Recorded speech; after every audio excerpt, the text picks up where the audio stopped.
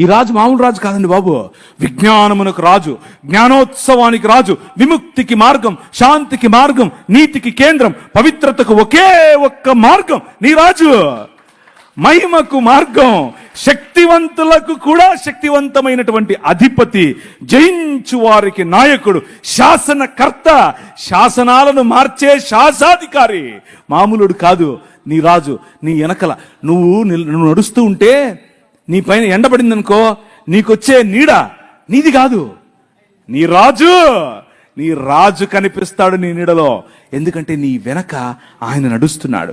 ఆయన నాయకుడు, అధిపతులకు అధిపతి, మహారాజులకు మహారాజు, రాజులకు రాజు, ప్రభువులకు ప్రభువు. That is your king. అది నీ రాజు. రాజా నీ సన్నిధిలో అని పాట పాడితే సరిపోదు. డెడికేట్ యువర్ లైఫ్, నీ జీవితాన్ని నిజంగా ఈ రాజుకు సమర్పించాలి. ఆ రాజు శాసనాలను ప్రపంచంలో తీసుకుని వెళ్ళాలి. ఆయన వాగ్దానం నిజమైంది, ఆయన కాంతి పోల్చలేనిది, ఆయన మంచితనం హద్దులు మీరింది, ఆయన కరుణ శాశ్వతమైనది, ఆయన ప్రేమ ఎప్పటికీ మారనిది, ఆయన వాక్యం సత్యమైనది, ఆయన కృప నీకు చాలినంతది, ఆయన పరిపాలన నీతిమైనది, ఆయన కాడి తేలిక. రా, ఆయన ఒక వైపు కాడిలో తల వంచి నీ వైపు నిన్ను పిలిచి రా, ఇంకొక వైపు రెండెట్ల కాడి చూశారు ఎప్పుడన్నా? ఒకవైపు ఆయన తల వంచి తన పైన కాడి పెట్టుకుని ఇంకొక వైపు నిన్ను పిలుస్తున్నాడు.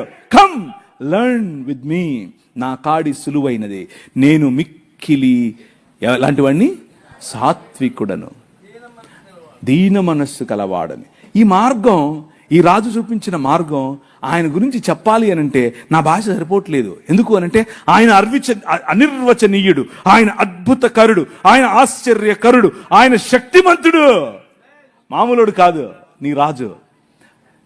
స్టెఫెను ఆయనకు ఈ రాజును తెలుసుకున్న తర్వాత నిలబడుకుని మాట్లాడుతూ ఉంటే దేవుని వాక్యం చెప్తుంది, అపోస్తుల కార్యం 6వ అధ్యాయంలో, ఆయన వారి వాగ్దాటిని నిర్వహించలేకపోయిరి. స్టెఫెనును వారు నిలువరించలేకపోయారు. ఎందుకు అనంటే డునామిస్, అద్భుత కార్యాలు, ఆశ్చర్య కార్యాలు. నువ్వు నిలబడి మాట్లాడితే రోగులకు స్వస్థత, నువ్వు నిలబడి చేతులుంచితే చనిపోయిన వారు లేవాలి, నువ్వు నిలబడి మాట్లాడితే పొరపచ్చాలన్నటువంటి సంబంధాలు మళ్ళీ అతకాలి.